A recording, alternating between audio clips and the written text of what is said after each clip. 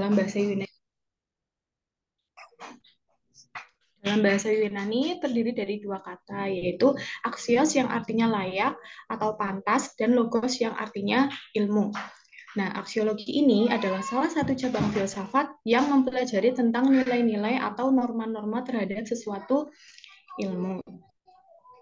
Kemudian, aksiologi juga memberikan tujuan ilmu pengetahuan itu sendiri dan bagaimana manusia menggunakan ilmu tersebut.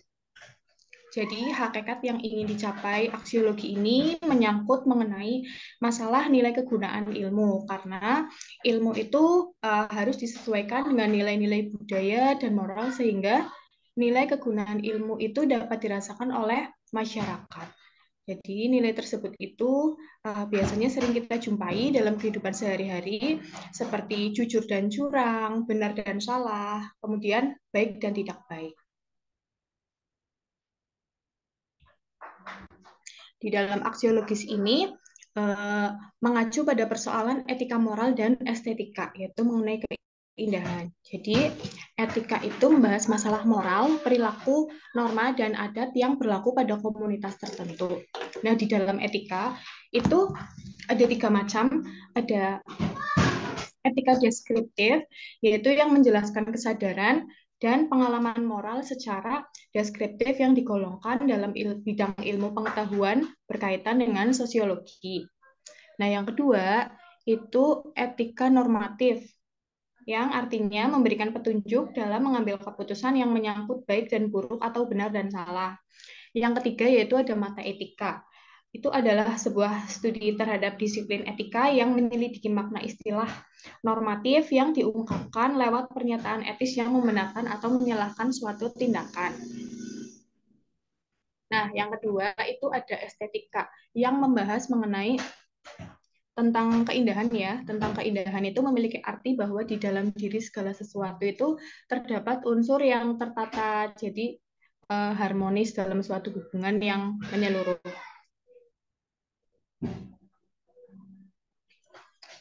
Kemudian ada teori aksiologi.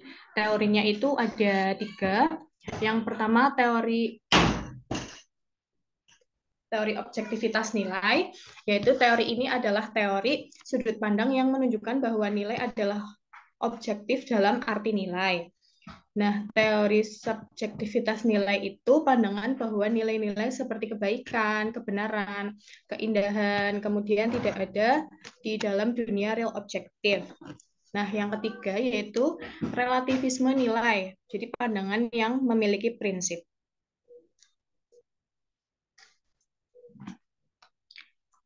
Kemudian ada nilai aksiologis dalam ilmu pendidikan. Itu yang pertama ada nilai agama. Nilai agama itu berarti menjadi dasar ya, menjadi dasar atas landasan pendidikan di Indonesia. Kemudian dalam pengimplementasiannya juga nilai-nilai itu sebuah kewajiban bagi manusia atas perintah agama untuk menuntut ilmu. Kalau yang kedua itu ada nilai budaya. Nilai budaya itu menjadi nilai yang tidak lepas perannya sebagai dasar penentuan kebijakan pendidikan di Indonesia. Jadi kebudayaan juga menjadi ukuran penilaian yang sekaligus itu menjadi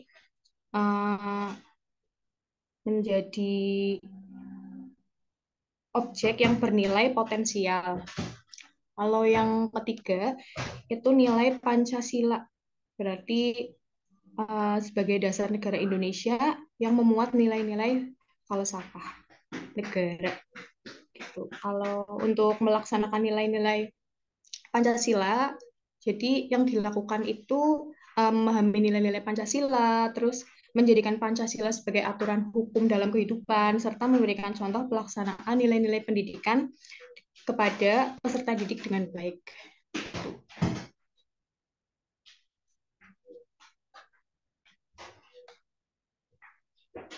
Kemudian yang terakhir ini ada aliran-aliran aksiologi dalam pendidikan. Yang pertama itu ada nativisme, pengakuan tentang daya asli yang telah terbentuk sejak lahir, yaitu daya psikologis. Kemudian yang kedua ada naturalisme, tidak jauh berbeda dengan nativisme. Hal ini juga dimiliki sejak lahir, yaitu pembawaan baik. Yang ketiga itu empirisme. Jadi aliran ini itu berpandangan bahwa perkembangan anak menjadi dewasa itu ditentukan oleh lingkungan atau pengalaman yang diterimanya sejak kecil. Kemudian yang keempat itu konvergensi. Teori ini menggabungkan tiga teori sebelumnya yang memang memandang keberhasilan seseorang itu ditentukan oleh potensi yang dikembangkan bersama lingkungan peserta didik. Nah, baik, untuk pemaparan materi aksiologi sudah cukup. Barangkali teman-teman mau menambahkan.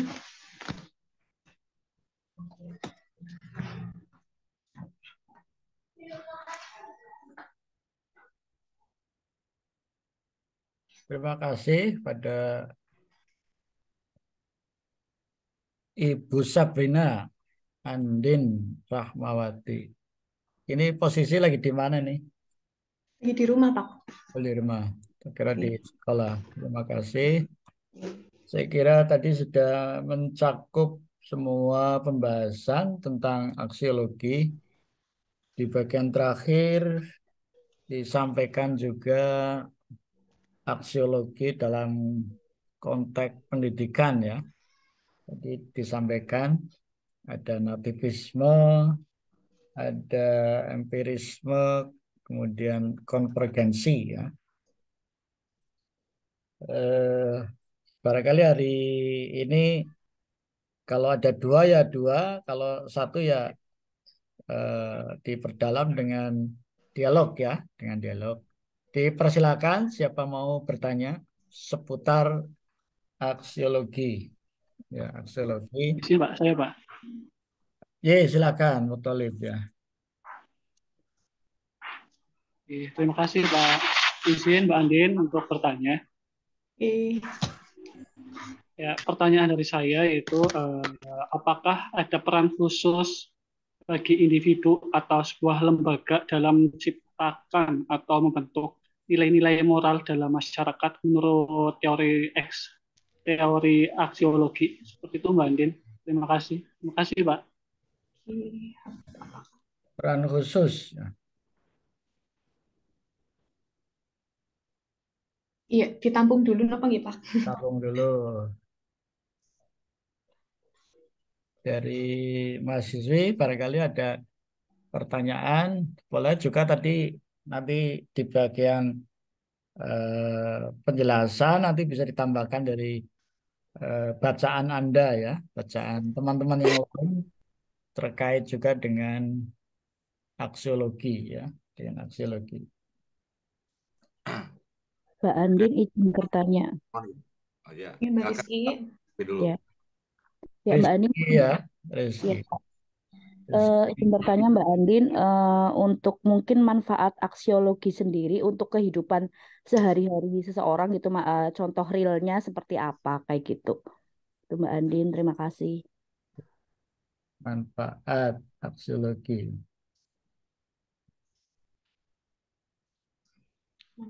Ya. Ya, saya kira sudah mewakili dari mahasiswa dan mahasiswi manfaat aksiologi dalam kehidupan sehari-hari. Boleh jadi nanti kaitannya dengan pendidikan ya. Mungkin kita pertajam kan sekarang ini banyak ada namanya modern ya. Saat ini kita berada di era namanya postmodern ya, postmodern yang dikenal dengan eranya adalah era post truth gitu ya, post truth gitu. Post truth kemudian juga yang kedua dikenal juga era pasca modern adalah tercerabutnya akar budaya ya, tercerabut apa yang dikenal dalam sosiologi apa namanya itu tercerabut, era tercerabut ya, tercerabut akar budaya. Kita banyak karena terpaan dari globalisasi, kemajuan ilmu pengetahuan ya, maka budaya-budaya Barat itu masuk ya. Budaya Barat itu masuk begitu kencang, sementara kita kehilangan jati diri, budaya bangsa. Nah, begitulah jati diri budaya bangsa.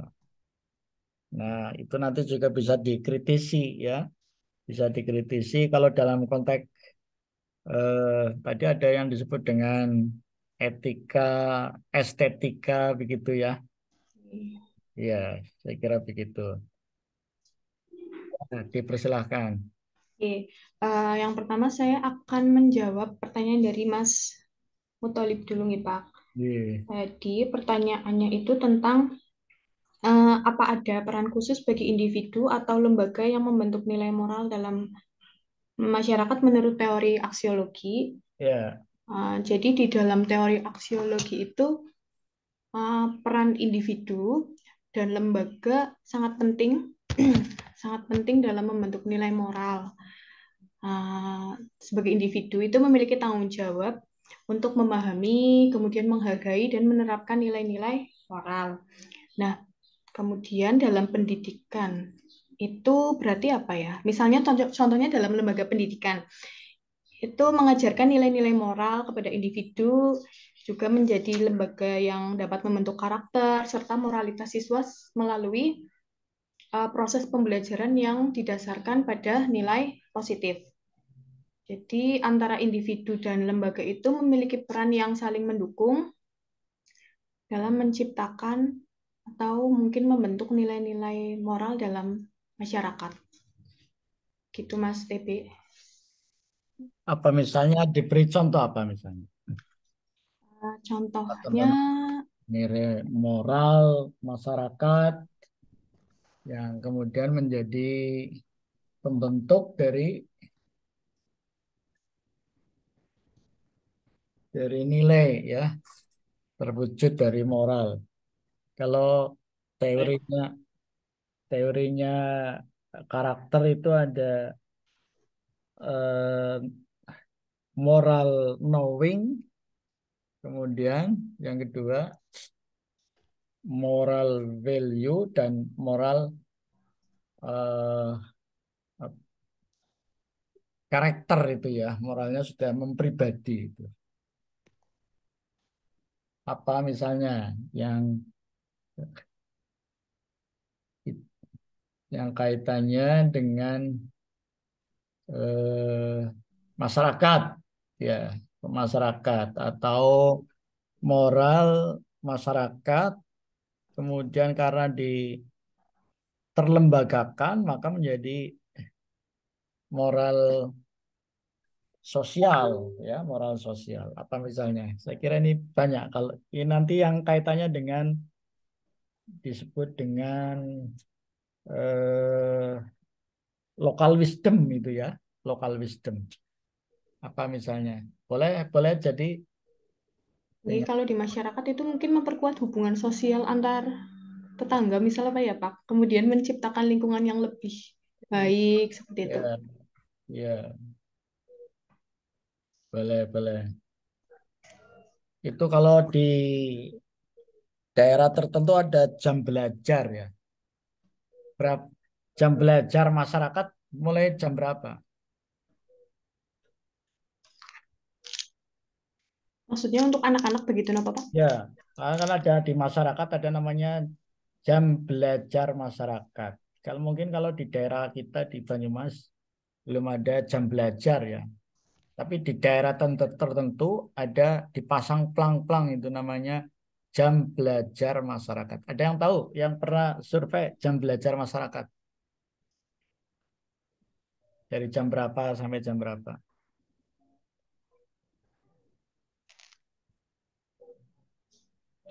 Ya, boleh nanti kita tunda dulu, nanti saya sampaikan. Pertanyaan berikutnya dari Rizky ya, Ibu Rizky, silahkan. Ya, tadi pertanyaannya manfaat aksiologi dalam kehidupan sehari-hari. Begitu ya Mbak? Ya, Ya, manfaatnya itu membantu individu untuk itu tadi memahami, menghargai, ataupun mempraktikkan nilai-nilai yang positif mungkin dalam pengambilan keputusan itu,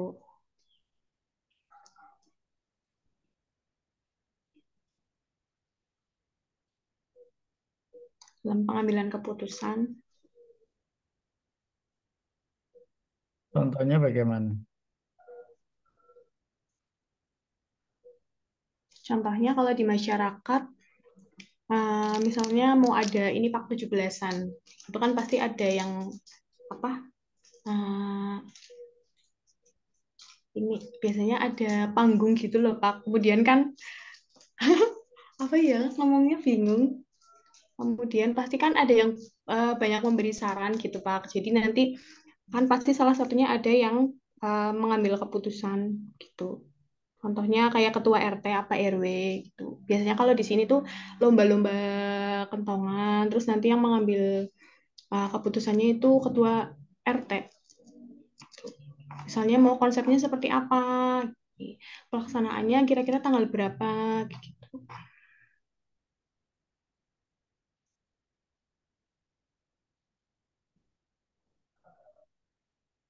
Dikembalikan ke Ibu Rizky, bisa dipahami?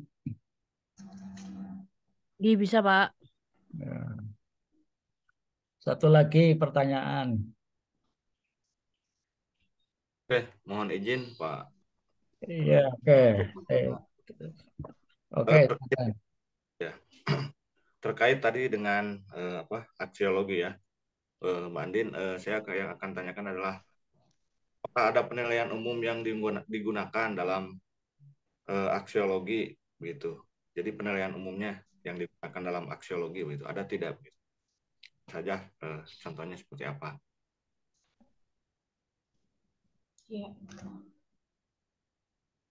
Penilaian umum yang digunakan dalam aksiologis. Jadi penilaian umumnya itu Sambil ditayangkan tadi di bagian namanya etika dan estetika. Jadi untuk penilaian umum yang digunakan dalam aksiologi itu ada ya Pak, ini tadi dua, etika dan estetika. Jadi itu tadi etika membahas mengenai moral, kemudian perilaku, norma dan adat yang berlaku pada komunitas tertentu. Kemudian yang kedua itu estetika. Jadi ilmu yang memang membahas mengenai keindahan.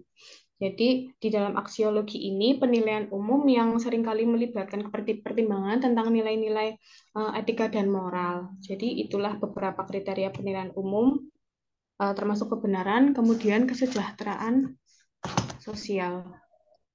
Jadi ini penilaian umum yang digunakan. Begitu mboten nggih, Pak.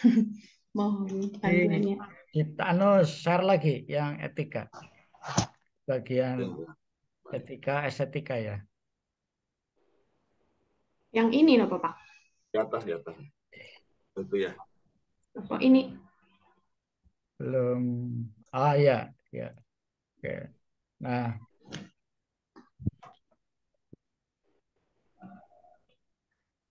Nilai kegunaan ilmu. ya. Terus yang bagian estetika coba. Ya, oke. Ya, keindahan ya. Baik. Baik, saya menambahkan, nanti bisa ditambahkan teman-teman. Saya mulai dari pertanyaannya Bu Rizky ya, Bu Rizky Noviana. Manfaat aksiologi dalam kehidupan. Ini kita tarik dalam konteks pendidikan ya, dalam konteks pendidikan. Tadi di bagian terakhir ada namanya teori aksiologi dalam pendidikan, yaitu nativisme ya. Apa nativisme, Mbak? Pengakuan tentang daya asli yang telah terbentuk, Pak. Terbentuknya itu sejak lahir. Nah, kalau dalam konteks pendidikan apa ini maksudnya? Bahwa anak itu pintar. Pintar sih dari mana? Teorinya pintar itu dari mana? Kalau dari nativisme. Kalau teorinya nativisme, sesuatu disebut pintar. Itu dari mana? dari lahir. Bawaan lahir, Pak, ya. Dari lahir, bawaan dari lahir. Ya. Maka kalau teorinya nativisme, anak itu pandai, bodoh itu dari lahir. Maka tidak berfungsi, tidak ada gunanya sekolah. Nah, gitu. Nah, kalau teori ini kita ambil, maka maka ada kelemahannya ya. Maka tidak ada sekolah itu. Karena anak pandai begitu ya. Anak pandai itu karena bawaan dari lahir. Nah, begitu ya. Yang membawa gen pandai tidaknya itu dari bapak apa dari ibu? Nanti tanya orang biologi ya. Ya, Dari ibu, Pak. dari Ibu, ibu. Ya, dari ibu. Ya, dari ibu. Maka memang kalau kita apa kembali ke nativisme, ya siapa yang bisa menjelaskan nativisme dalam pandangan perspektif hadis atau perspektif Al-Quran? Ada yang bisa menjelaskan? Al-Quran pun berpandangan teorinya teori nativisme. Ya, baik, tidak baik, gitu ya. Indah, tidak indah, itu sudah diinstal. Ini yang namanya apa? Teori apa ini?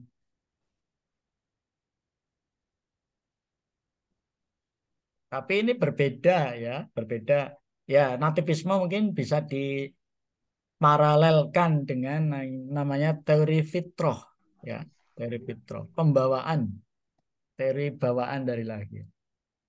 Jadi pemimpin itu bawaan, pandai itu bawaan. Pokoknya semua yang baik dan tidak baik itu bawaan. Kalau kita menelik ayat-ayat atau hadis yang kaitannya dengan nativisme itu banyak.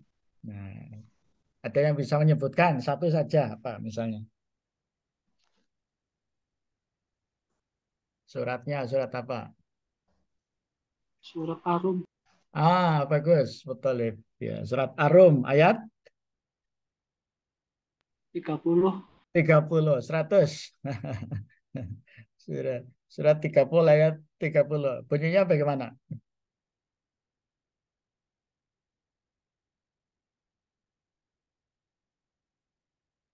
Nativisme itu. Ya, betul, sudah betul.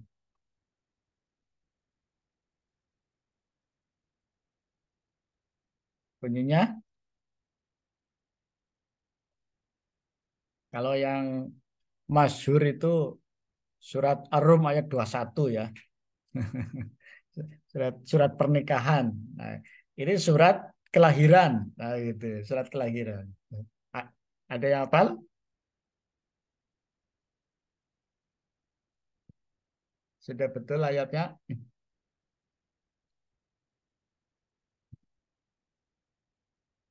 Surat Ar-Rum ayat 30. Bunyinya fa'akim wajhaka lid-dini hanifa. Nah, di situ ada kata-kata fitratallah. Nah, allati fataron nasa 'alaiha. Ya, la tabdila li khalqillah. Dzalikat dinul qayyim walakinna aktsaron nasi la ya'lamun. Di situ ada kata-kata fitrah ya. Ya. Maka hadapkanlah wajahmu dengan lurus kepada agama Islam yang fitrah. Fitrah itu bawaan dari lahir. Ya. Bawaan dari lahir. Jadi ini nativisme ya. Jadi ada nativisme. Ya. Baik, buruk, bahkan dalam ayat yang lain surat Asy-Syam ya.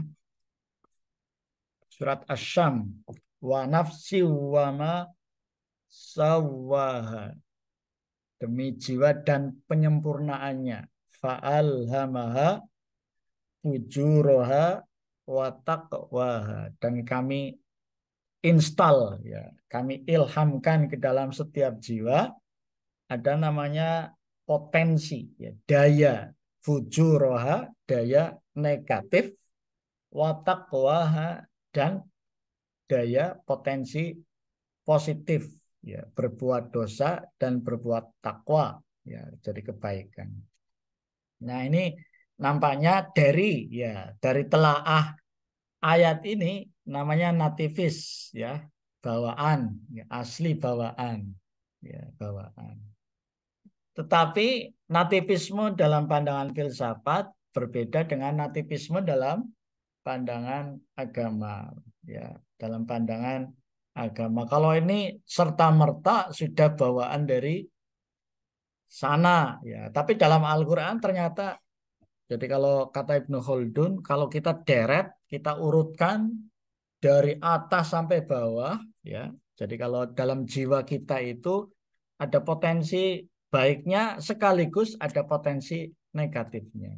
Sudah ada itu, ya, suka menolong, suka memberi, berbuat baik, bertakwa, ikhlas, itu ada, ya, ada dalam diri. Sebaliknya juga ada suka melanggar, gitu ya.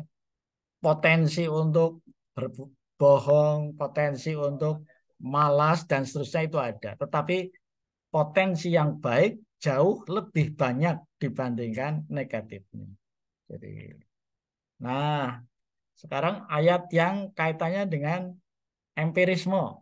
Nah, jadi, tadi tidak dibahas nativisme. Jadi ini artinya bahwa anak baik, ya, anak yang pandai itu memang bawaan. Ya, itu betul juga, ya, betul. Dia berbuat jujur dan seterusnya. Maka dalam konsep pandangan ini, ya, maka Islam menekankan kalau kita mau melahirkan generasi yang tadi potensinya baik, maka harus cari pembawa potensi yang baik, yaitu ibu, gitu ya, ibu. Jadi kalau mau melahirkan, mencari generasi yang terbaik, maka cari generasi yang terbaik, ya, gitu. Ya, jadi ada kalau, nah ini kaitannya tadi budaya, ya, ada dalam budaya masyarakat kita ada carilah, ada yang punya bobot, yang punya bebet, bobot, ya, gitu, punya potensi. Kalau dalam bahasa agama namanya tungkahul mar'atu li arba'in. Nikahilah wanita karena 4 hal. Nah, itu sangat ditekankan itu, ya. Nomor 1 apa itu? 5 liha. 5 liha. Karena hartanya. Nah, gitu. Yang kedua, wali jamaliha. Karena kecantikannya. Nah, gitu. Jadi kalau dari mana datangnya cinta, dari mata turun ke hati. Nah, begitu.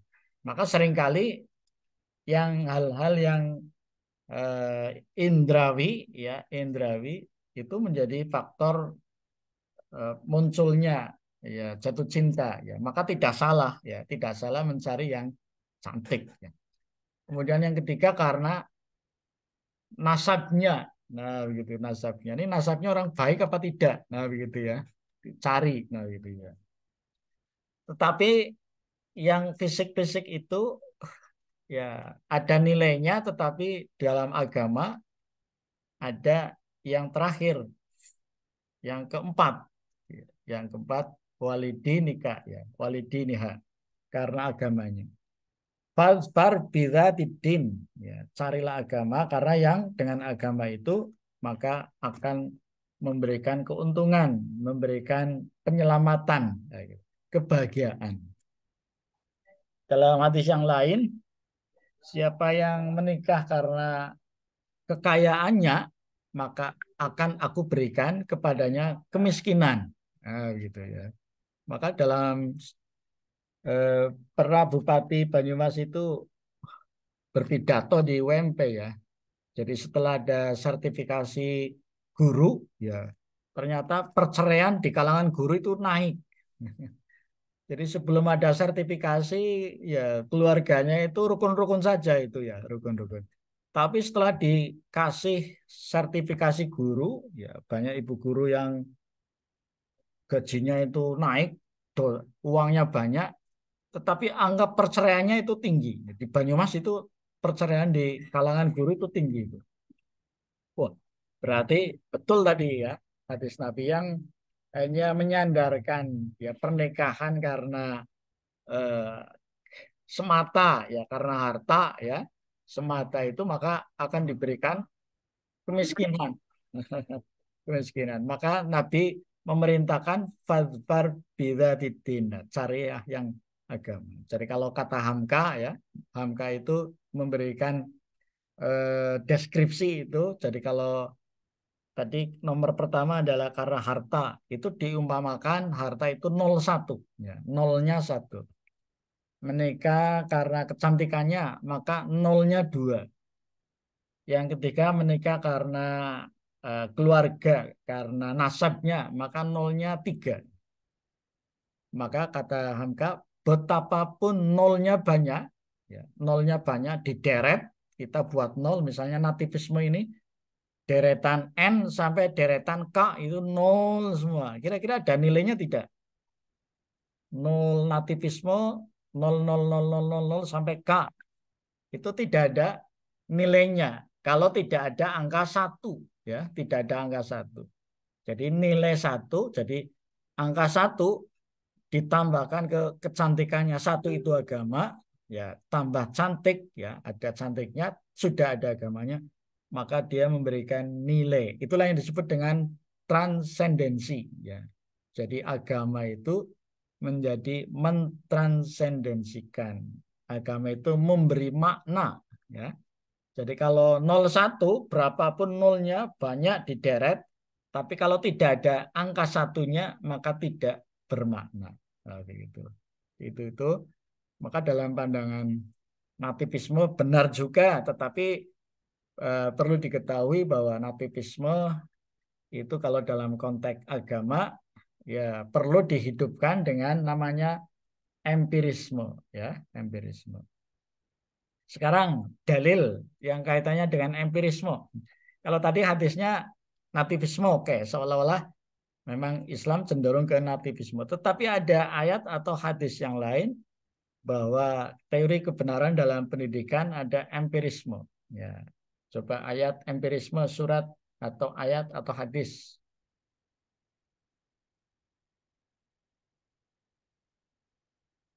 Jadi tadi nilainya 000-nya banyak sampai 1000 tidak ada nilainya jika tidak ditambahi 1 ya. Jadi tadi tungkahul mar'atuli arba'in 5 liha itu 01. Jika ditambahkan 1 ya maka nilainya 10.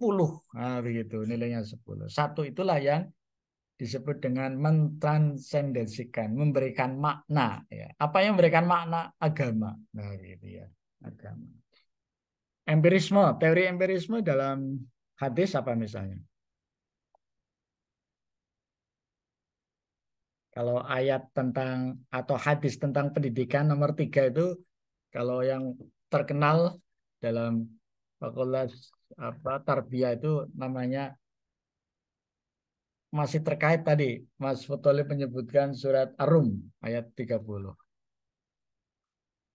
Kullu mauludin illa yuladu alal fitrah ya.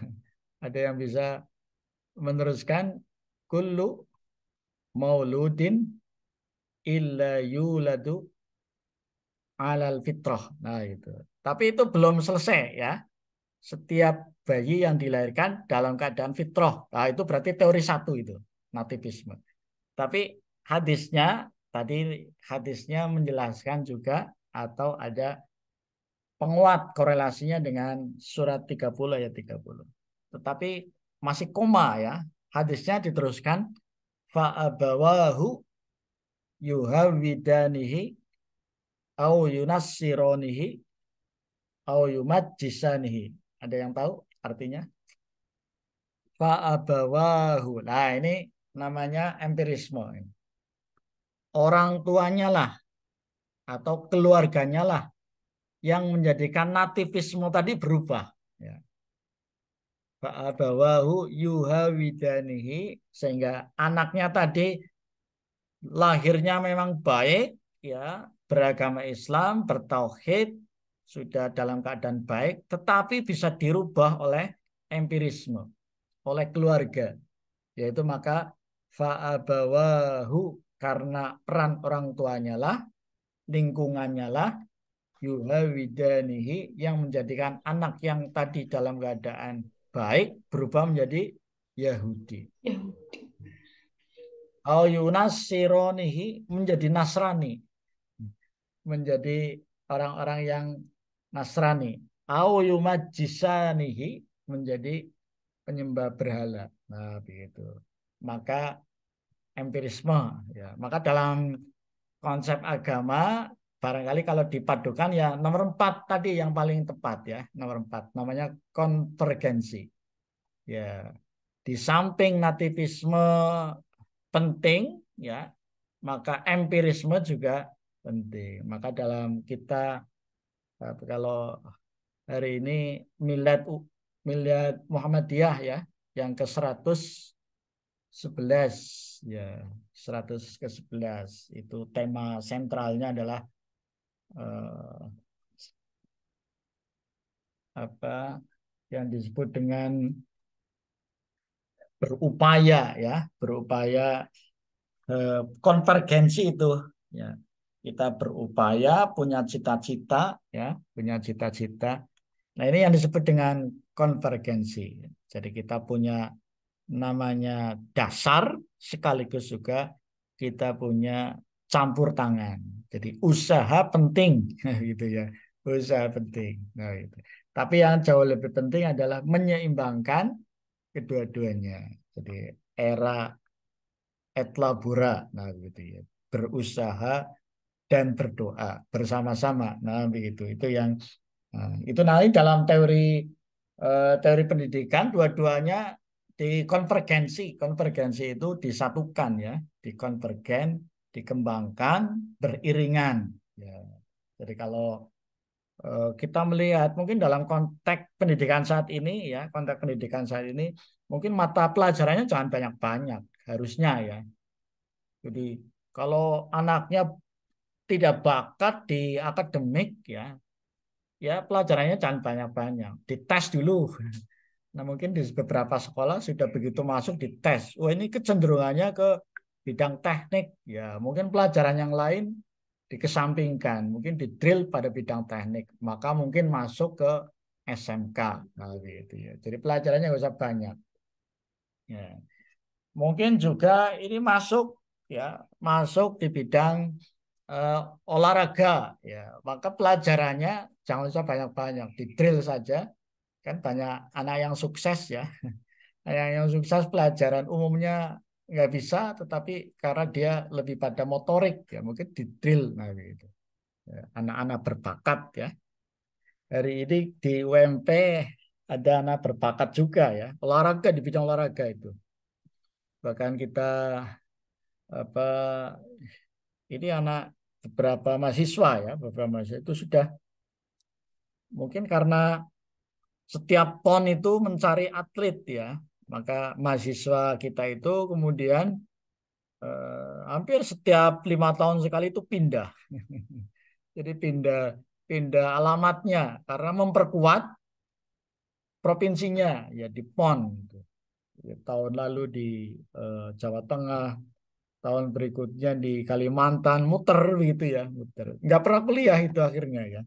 Ya karena ternyata sudah punya potensinya, ketahuan itu.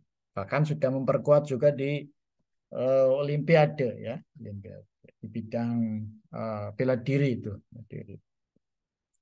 Hari ini juga ada yang sudah menjadi pelatih bulu tangkis di luar negeri itu, mahasiswa semester 3 ya, bulu tangkis itu.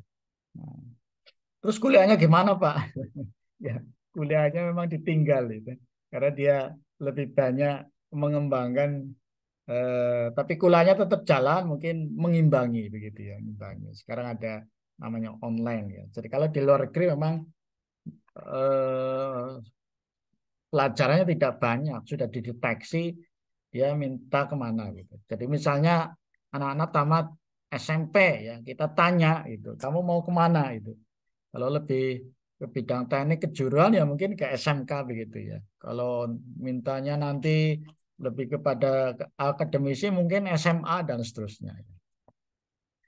Ya, ada satu pengalaman menarik. Jadi pengalaman ini dai kondang di Jogja, Ustadz yang beberapa kali diundang ke UMP ya. Di UMP ini mau mencari bibit unggul, mencari mungkin tipe ya. Jadi tadi karena aksiologi ini mencari paradigma pembelajaran atau paradigma sekolah yang visible, gitu, visible, capable.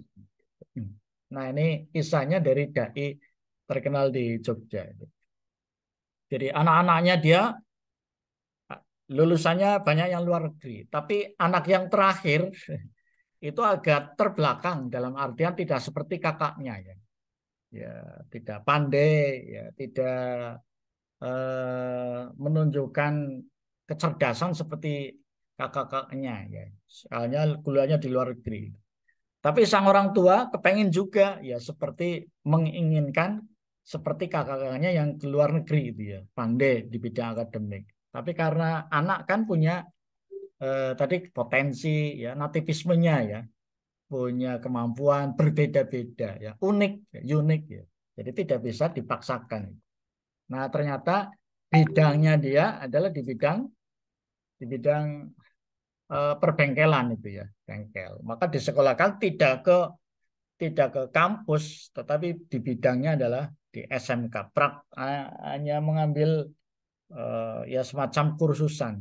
Singkat kisah, ternyata dia spesialisnya hanya pintu mobil itu, pintu kunci mobil. Jadi sekarang kan banyak pencurian mobil itu. Nah, dia bisa membuatkan mobil anti pencurian. Nah, gitu. Singkat kisah ternyata dia menjadi anak terkenal ya. Hanya tamatan SMK, ya kuliah, ya tidak kuliah, tapi dia kursus hanya spesialis kunci mobil, ya anti maling. Ya, gitu. Tapi ternyata gajinya lebih tinggi dibandingkan kakaknya yang kuliah di luar negeri. Nah, gitu. Itu kan berarti mungkin satu ya pendeteksian kemampuan anak ya, pendeteksian sana. Tapi itu dimulai dari keluarga ya. Jadi akan lebih baik juga peran sekolah itu bisa menjangkau tadi lebih masif. Ya, misalnya kita menerima untuk anak SMP misalnya sampai 200, begitu masuk kita tes misalnya ya, tes psikologinya, tes kemampuan akademiknya, potensinya kemana, nah gitu. Cuma memang di Indonesia itu mata pelajaran itu masih banyak ya, sehingga terlalu banyak mungkin yang tidak fungsional ya. Jadi kalau dalam tataran Imam Ghazali disebut ilmu yang manfaat, ini aliran aksiologinya, sesuatu disebut manfaat, ya namanya tadi ada etika ya, di etika itu pembahasan tentang etika dan estetika ya, manfaat. Jadi buat apa misalnya pelajaran banyak-banyak tetapi tidak terpakai ya. Maka dalam kacamata yang Ghazali bahwa yang ilmu bermanfaat adalah ilmu yang memberikan kontribusi secara langsung gitu. Jadi kalau kita berdoa Allahumma inni a'udzubika min ilmin la yanfa. Ya Allah, aku berlindung memohon kepadamu dari ilmu yang bermanfaat. Nah, gitu. Ilmu yang manfaat adalah ilmu yang mungkin kemarin kita bisa mengambil teori pragmatisme. Teori pragmatisme. Jadi kalau kita ingin jadi pedagang, maka ilmu yang bermanfaat adalah mungkin kaitannya dengan apa itu? Pembukuan barangkali ya. Ilmu akuntansi lebih banyak pada aplikasinya. Nah, gitu. Jadi mungkin ilmu sejarahnya mungkin ya penting tetapi ya porsinya dikurangi.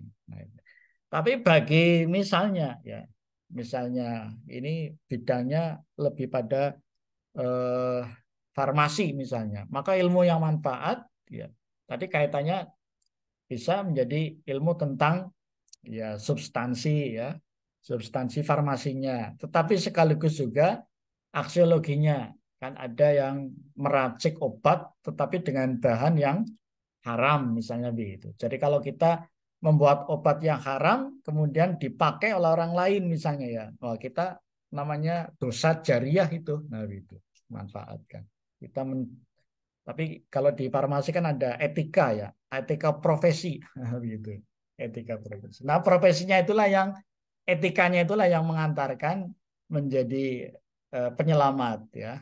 Jadi kalau saat ini ada namanya orang banyak yang melakukan Samenleven. Apa Samenleven itu? Hidup sekamar. Jadi kalau di Jogja itu pernah ada penelitian yang menghebohkan ya. Sekitar 87% ya mahasiswi di Yogyakarta sudah tidak virgin lagi. Itu hasil penelitiannya itu menghebohkan itu. Kok bisa ya? 87 apa sekitar 97 ya. Sekitar 87-an. Mahasiswi di Yogyakarta tidak perawan, tidak virgin lagi. Ini kan ya mematahkan bahkan juga membuat goncang ya, goncang dunia pendidikan di Jogja. Ya, karena selama ini bahwa pendidikan adalah tadi mencerdaskan, memanusiakan. Tapi dengan penelitian itu malah menjungkir balikan Jogja yang menjadi kota pelajar gitu ya. Nah, selidik punya selidik tadi pertanyaan yang kaitannya dengan budaya ya. Bisa tidak budaya membentuk nilai? Ya bisa ya. Jadi budayanya Jogja yang dulu adalah budaya saling handar dueni ya. Jadi kalau kita dulu tahun 70-an kita di Jogja itu orang di sana itu senang bahagia karena kedatangan sanak saudara. Tapi sekarang eranya adalah era bisnis. Sehingga orang-orang di Jakarta bikin kos-kosannya itu tidak ada induk semang. Jadi kalau malam minggu ya para mahasiswa apel ya apel di tempatnya mahasiswi, tidak di kamar tamu tapi di kamar ya di kamar ya. Jadi ya itu terjadi ya di kamar. Kata surveinya seperti itu ya. Jadi tidak ada ruang tamu, tapi ruang tamunya ada di kamar dan itu menjadi biasa ya, menjadi biasa. Tadi karena tidak ada induk semang, kemudian pandangannya dirubah ya. Jadi memertamu itu kan biasanya kan ditempatkan di ruang tamu, tapi ini ruangnya itu karena nggak ada ruang tamu ya, laki-laki perempuan kumpul di ruangan itu ya. Maka terjadilah seperti itu. Jadi tadi budayanya orang kemudian menjadi cuek ya karena nggak ada induk semang. Kalau kita apa namanya buat angket ya, jadi kalau kita sampaikan angket ini para mahasiswa ada kos-kosan, yang satu ada induk semang, ada bapak kosnya, yang satu tidak ada bapak kosnya. Kira-kira pilih mana nih? Pilih mungkin kalau dalam bahasa empirisme, pragmatisme, mahasiswa paling banyak seneng ya memilih kos yang tidak ada induk semangnya. Kenapa? Karena mereka bisa melakukan apa saja. Jadi tadi budaya itu menjadi luntur ya, budaya luntur tergerus ya, tergerus. Jadi maka terjadilah seperti itu. Maka sekarang karena tidak ada lagi namanya eh, sense of crisis dan sense of belonging ya, handar duweni itu, maka pemerintah daerah istimewa Yogyakarta menetapkan ada perda bahwa setiap yang orang bikin kos-kosan maka harus ada induk semangnya. Nah itu harus ditungguin, harus ada namanya kamar ya, kamar tamunya. Nah gitu. Itu saya kira budaya ya, budaya yang tadinya sudah bagus tapi tergerus mungkin lebih pada budaya hedonisme, pragmatisme. Jadi kalau pemilik kos harus membuatkan kamar tamu kan menjadi mahal. Nah, itu tapi efeknya jadi sangat sangat jelek ya. Jadi memang animo masyarakat gara-gara seperti itu ke Jogja menjadi berturun, bahkan kemudian kota pelajarnya juga menjadi turun, yaitu sempat ramai ya. Itu jadi nomor satu ya paling tidak sudah kita sampaikan bahwa dalam aliran aksiologi, dalam kalau yang lebih mungkin maslahat ya yang konvergensi ya. Nativisme bahwa memang dia pandai, dia bodoh itu karena nativisme ya, nativisme ada sudah dari sananya ya. Tapi bukan berarti sudah dari sana tidak bisa dididik, tidak bisa dirubah. Itulah pentingnya pendidikan. Nah, gitu. Jadi pendidikan adalah merubah sesuatu menjadi lebih baik. Maka di sini pentingnya pendidikan. Jadi kalau tidak ada orang tidak yakin lagi memandang bahwa dunia ini bisa dirubah, maka tidak perlu lagi ada pendidikan. Ya begitu. Konvergensi ya. Konvergensi ini nampaknya yang menjadi lebih tepat. Ya. Nah, tetapi pun ketika kita melakukan pemaduan antara nativisme dan empirisme dalam konvergensi ajaran Islam, ya sekarang mungkin pertanyaan lanjut ini. Jadi nativisme penting, ya empirisme penting, tetapi dalam ajaran Islam maka diperlukan namanya ya usaha yang tidak ada di dalam pembahasan ilmu pendidikan model Barat ya. Jadi kalau kita apa namanya ada kebersihan hati ya, kebersihan hati, ketulusan gitu ya, keikhlasan, cinta terhadap profesi ya, cinta terhadap siswa itu menjadi bagian yang penting ya, bagian yang penting. Baik, yang kedua, pertanyaan kedua tadi manfaat aksiologi ya tergantung nanti aksiologinya yang mana ya. Jadi kalau aksiologinya kepada tadi disampaikan di bagian atas itu agama ya, maka agama menjadi pemandu ya, menjadi pemandu.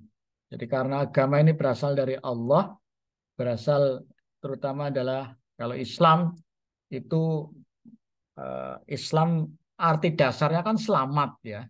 Ya, maka mengantarkan kepada keselamatan. Jadi tujuan pendidikan yang paling tinggi adalah selamat fid dunya wal akhirah. Nah, jadi kalau tujuan pendidikan model barat kan hanya baik di dunia saja, tidak menjangkau kepada akhiratnya. Nah, gitu, tidak menjangkau pada akhirat. Jadi orang disebut sukses ketika Rabbana atina fid dunya hasanah wa fil akhirati hasanah. Sempurna lagi waqina adzabannar. Wah itu bahagia dunia akhirat. Itu tujuan pendidikan yang paling tinggi itu.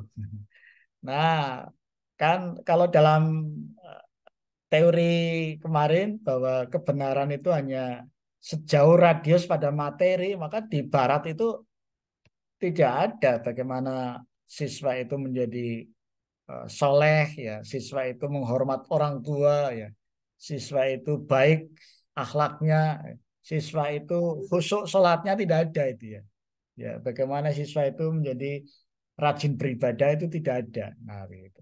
Itu kelemahan dari pandangan yang materialistik ya. Pertanyaan kedua sekaligus juga pembahasan nomor 1 tadi yang mutolib ya.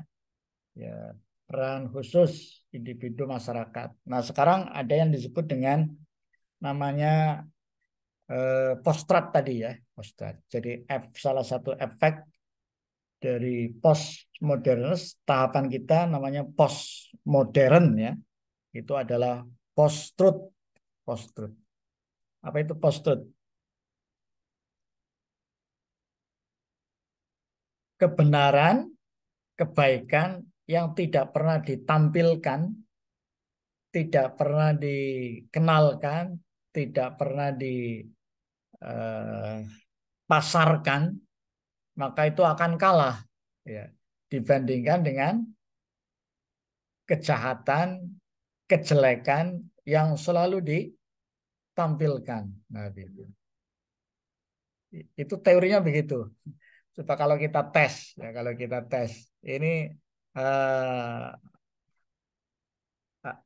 hanya tes case saja ya, tes case apa yang disebut dengan psikologi pemasaran ya. Mengatasi masalah tanpa masalah larinya ke Jawabannya apa nih? Mengatasi masalah tanpa masalah larinya ke, nah orang itu langsung menjawab kepegadian. Nah, gitu ya. Kalau Anda batuk, maka minumlah. Nah, langsung kita menjawab produk tertentu ya, produk tertentu. Nah, kalau kita jawab, ya kalau kita menghadapi namanya kenakalan remaja, menghadapi apa yang disebut dengan anomali, maka seolah-olah itu biasa.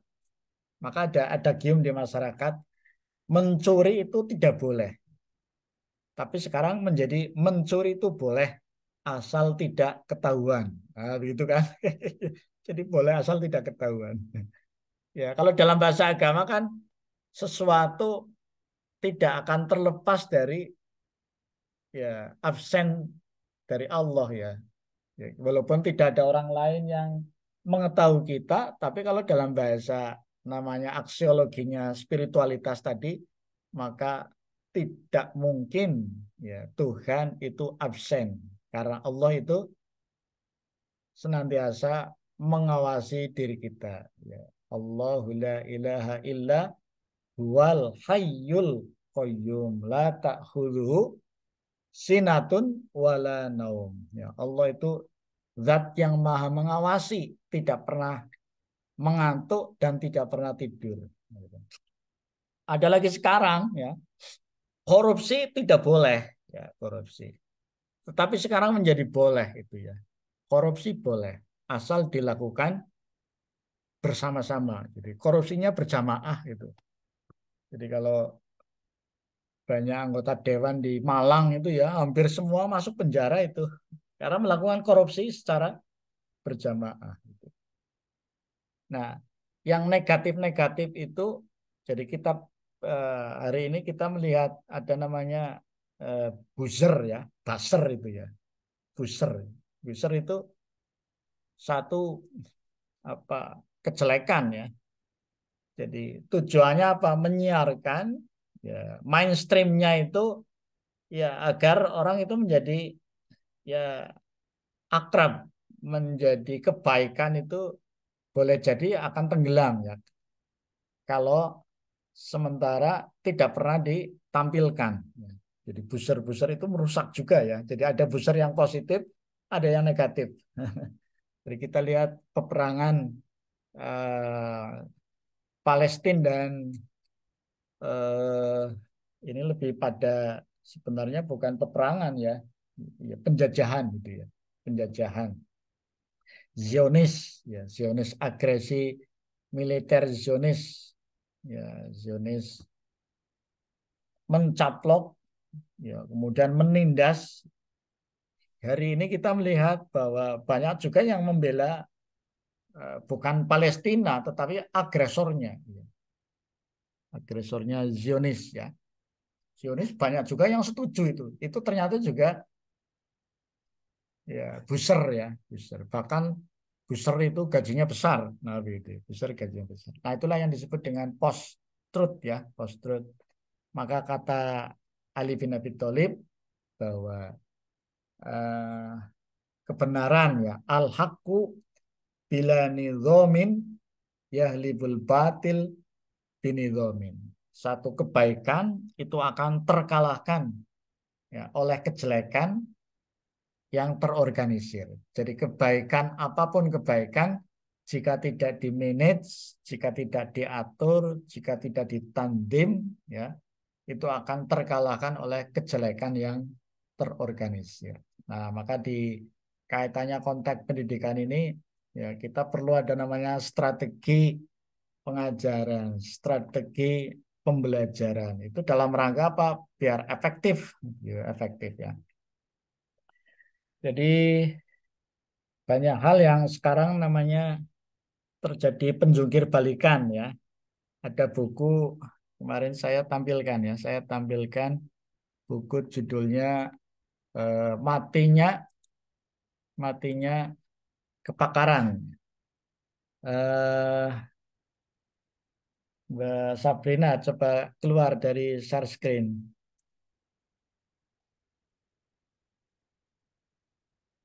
Ya, saya tampilkan satu buku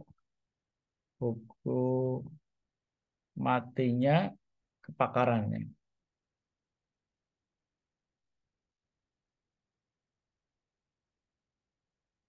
Oke.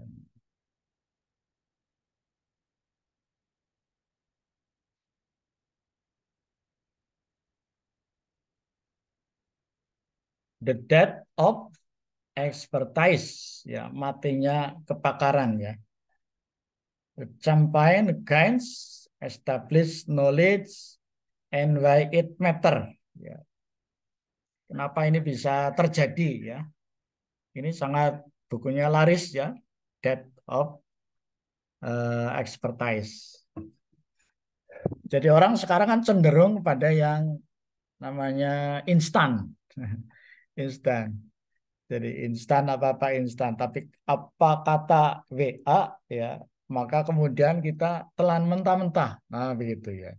Sehingga orang lebih, ya, orang bisa dirubah itu dengan WA. Gitu. Kata Ustadz di Banyumas, WA atau HP itu menjadi setan gepeng, gitu, ya. Setan gepeng.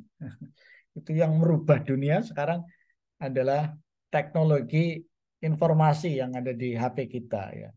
Sementara yang baik-baik, yang tidak pernah ditampilkan, tidak pernah dipublikasikan, itu nantinya akan menjadi kalah. Nah, gitu. Ya, maka guru, akademisi, ilmuwan, kemudian agamawan itu akan terkalahkan, ya, akan terkalahkan pengaruhnya oleh, ya, barangkali WA, HP, ya, HP, sehingga kemudian merubahlah dunia. Jadi sekarang merajalela, boleh jadi kejelekan-kejelekan menjadi uh, berada di ruang-ruang kita, ya, di ruang-ruang kita. Hari ini kita bisa menyaksikan betapa mudah anak-anak sekolah itu melakukan tindakan tidak baik pada gurunya, ya. Jadi hanya persoalan misalnya dimarahi guru, ya, dimarahi guru.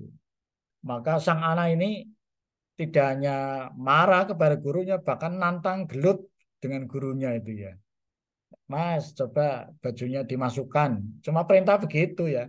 Tersinggung. Sang anak ini karena terbiasa main game, ya. Gamenya game kekerasan, maka dilawan gurunya. Itu kan begitu, ya. Bahkan yang sudah kita tampilkan, gurunya bahkan dibunuh, ya. Kalau di Amerika namanya lahirlah paradigma mengapa emotional question jauh lebih penting dari intelligence question. Jadi buku ditulis oleh Daniel Goleman, ya, Daniel Goleman. Itu karena ada anak pandai sekali, jenius, ya, selalu mendapatkan nilai 10, ya.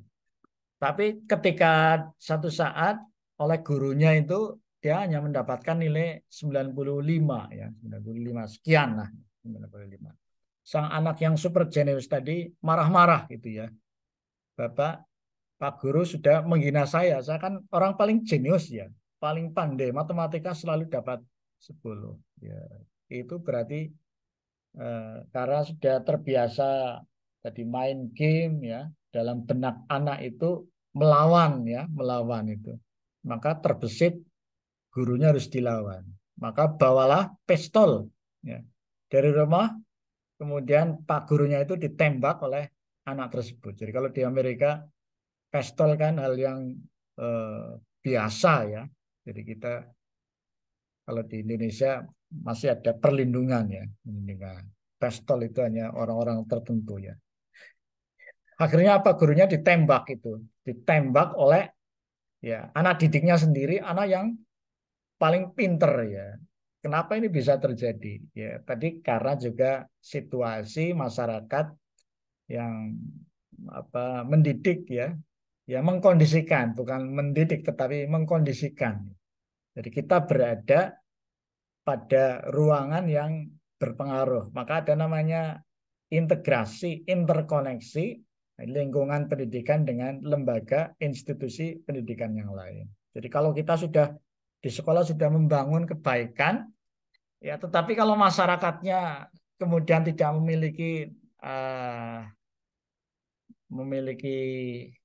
peran tanggung jawab yang sama, maka ya tidak akan berhasil ya. Jadi tadi kita sampaikan ada namanya jam belajar masyarakat. Itu diciptakan oleh masyarakat di Jogja ya. Kalau tidak salah di daerah di Sleman. Setiap jam 6 sore sampai jam 21 ya namanya jam belajar masyarakat, maka tidak boleh nyetel TV ya. Keluarganya siapapun masyarakat di situ tidak boleh berbuat namanya mengganggu ya jam belajar masyarakat. Jadi kalau sudah disepakati jam itu, kalau ternyata anaknya di luar, nah itu perlu disampaikan kepada ya keluarganya dapat ya sanksi ya sanksi. Dulu di masyarakat kita itu sebelum ada listrik biasa itu. Jadi kalau habis maghrib yang namanya maghrib, sang anak pasti ke masjid atau musola. Nah, gitu. Kalau namanya bahasa sosialnya itu sendekalah. Apa sendekalah? Ada yang tahu? Jadi kalau maghrib kok anak-anak di luar ya ke gawak kelong itu ya, nggak bisa pulang bisa. Nanti tahu bisa-bisa ada yang terbawa di makam, ada yang ceritanya masyarakat begitu. Itu ada yang disebut dengan mitos ya. Tapi ada fungsi mitos yang tadi membawa kepada kebaikan ya. Fungsi mitos ya. Jadi nanti kalau orang di luar ya, sendekala itu sendekala betul ya, sendekala. Itu maka tidak aman ya. Maka dulu sebelum ada listrik, maghrib tidak ada anak-anak di luar. Tapi kita lihat di sini sekarang yang namanya maghrib banyak anak di luar ya. Bahkan maghrib anak-anak ya tidak ngaji, tidak sholat, ya. Bahkan berada di kuburan. Dulu kuburan menakutkan, malah sekarang orang pada main di kuburan. Sudah hilang. Itu juga tadi kondisi masyarakat bisa merubah ya. Ya, tadi kalau di Amerika itu ada namanya jam waktu waktu belajar ya, atau disebut dengan wajib belajar. Ya, wajib belajar. Jadi kalau di tempat kita dulu wajib belajarnya 6 tahun, 9 tahun, sekarang mungkin menuju ke 12 tahun. Jadi kalau di Amerika anak umur sekolah tidak sekolah, maka orang tuanya yang dihukum gitu ya. Jadi kalau di tempat kita kan kita mempekerjakan anak-anak kita. Jadi kalau di perempatan itu jamnya jam sekolah, jamnya masa-masa studi, tapi ternyata anak-anak malah main. Ya orang tuanya dibiarkan saja, bahkan memaksa anaknya sekolah, apa namanya mengemis begitu ya, mengemis. Jadi kalau di Amerika malah justru yang masuk penjara orang tuanya ya. Oke.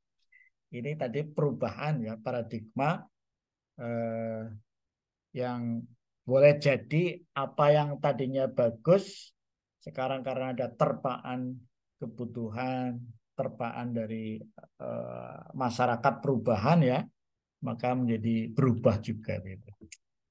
Jadi itu fungsi dari aksiologi ya.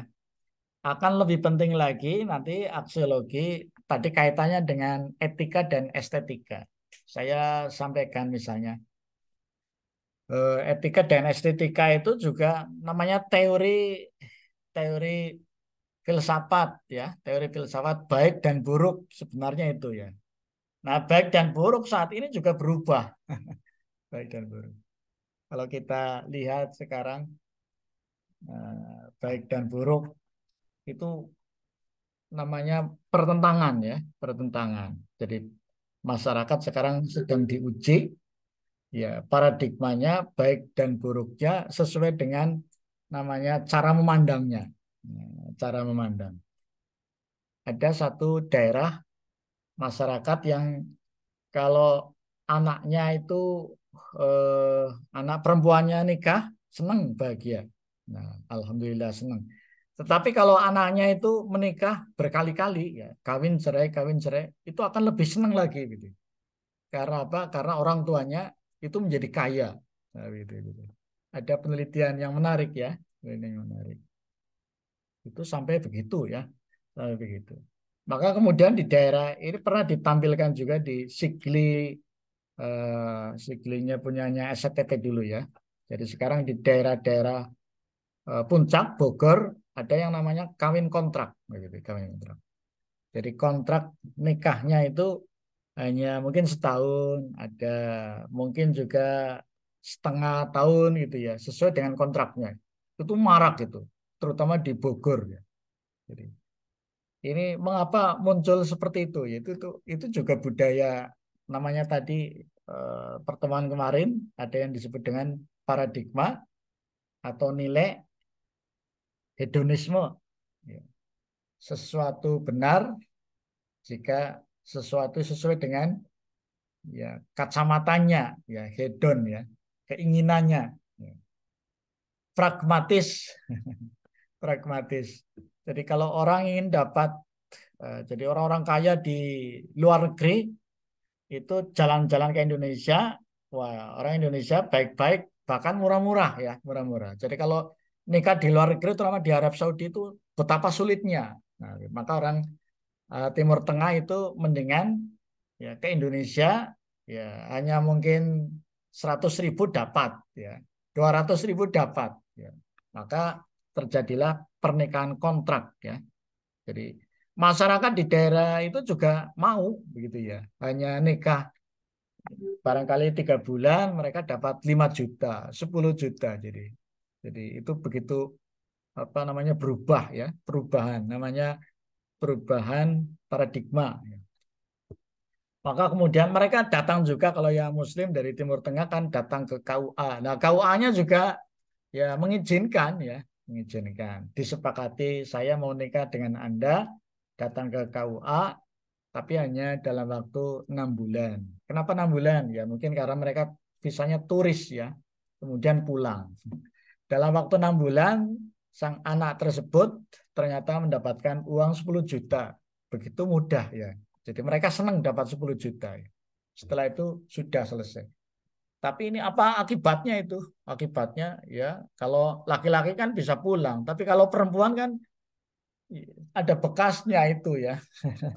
Tidak ada bekasnya punya anak dan seterusnya. Itulah maka timbullah ya kerawanan sosial itu.